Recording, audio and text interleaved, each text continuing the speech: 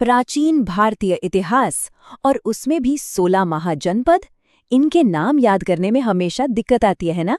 अगर हाँ तो चिंता की कोई बात नहीं, क्योंकि आज हम इसे याद करने का एक ऐसा मजेदार और आसान तरीका सीखने वाले हैं जिससे भूलना मुश्किल हो जाएगा। एक लंबी लिस्ट इन प्राचीन राज्यों की और फिर उनकी राजधानियों की देखकर ही सिर घूम जाता है, सही कहा ना? अगर ऐसा होता है तो रिलैक्स, ये एक बहुत ही कॉमन प्रॉब्लम है और इसका सल्यूशन हम आज ही निकालेंगे। हाँ, पूरे 16। ये नंबर सुनने में थोड़ा डरावना लग सकता है, पता है, लेकिन घबराइए मत। आज हम इस चैलेंज को एक मजेदार खेल में बदलने वाले हैं। तैयार हैं? तो चलिए सबसे पहले ये समझते हैं कि आखिर ये महाजनपद थे क्या। मतलब इनका इतना जिक्र क्यों होता है प्राचीन भारतीय इतिहास में। देखिए, महाजनपद का सीधा साधा मतलब है महान राज्य या ग्रेट किंगडम। ये वो शक्तिशाली राज्य थे जिन्होंने, आप समझ लीजिए, घूमते फिरते कबीले वाले समाज को एक बसे हुए व्यवस्थित समाज में बदला। असल में ये प्राचीन भारत में शहरीकरण और राजनीतिक विकास की तरफ एक बहुत बड़ा कदम था। और यहाँ असली चुनौती सिर्फ इन 16 नामों को रटना नहीं है। असली चुनौती है हर राज्य को उसकी सही राजधानी के साथ जोड़ना। और यहीं आकर सारी कन्फ्यूजन शुरू हो जाती है और याददाश्त धोखा दे जाती है। तो इस प्रॉब्लम को सॉल्व करने के लिए हमारी पहली तकनीक है पौराणिक कथाओं को एक मेमोरी मैप की तरह इस्तेमाल करना। चलिए देखते हैं कि कैसे हम अपनी जानी पहचानी कहानियों और किरदारों की मदद से इतिहास के इस मुश्किल चैप्टर को आसान बना सकते हैं। अच्छा, इस तकनीक को आजमाने के लिए चलिए सबसे पहले बात करते हैं अंग महाजनपद की। तो अंग की राजधानी थी चंपा। अब इसे याद कैसे रखें? बहुत सिंपल, बस महाभारत के महान योद्धा कर्ण को याद कीजिए। उन्हें क्या कहते थे? अंगराज कर्ण। अंग से अंगराज। देखा कितनी कमाल की ट्रिक है। चलिए इसी तकनीक को एक और महाजनपद पर ट्राई करते हैं। देखते हैं ये वहां भी काम करती है या नहीं।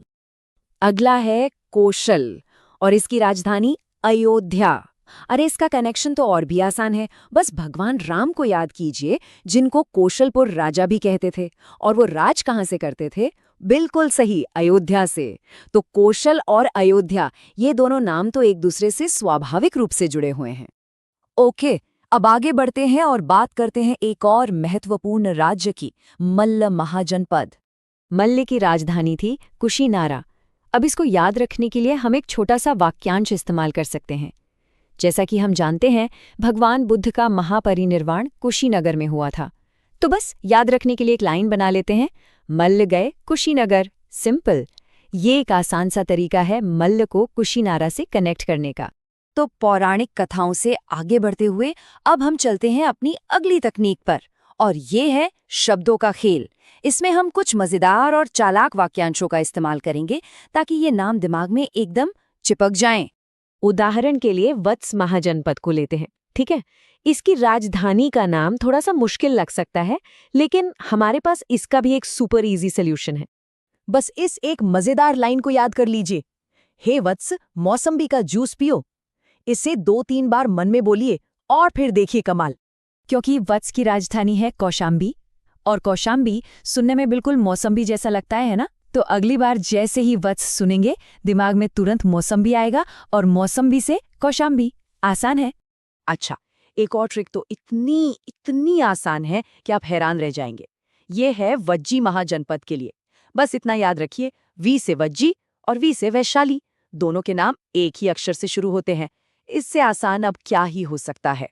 और अब आती है हमारी आखिरी लेकिन शायद सबसे मजेदार तकनीक, अतीत को वर्तमान से जोड़ना। हम देखेंगे कि कैसे आज की दुनिया के कुछ जाने माने नाम भी हमें इतिहास याद रखने में मदद कर सकते हैं। जैसे कि मत्स्य महाजनपद, इसकी राजधानी थी विराटनगर। अब इसे याद रखने के लिए हम क्रिकेट के सुपरस्टार विराट कोहली के बारे में सोच सकते हैं। मत्स्य, विराटनगर, परफेक्ट कनेक्शन। ये मॉडर्न लिंक इस ऐतिहासिक तथ्य को तुरंत दिमाग में सेट कर देता है। तो चलिए एक जल्दी से रीकैप हो जाए जो हमने आज सीखा।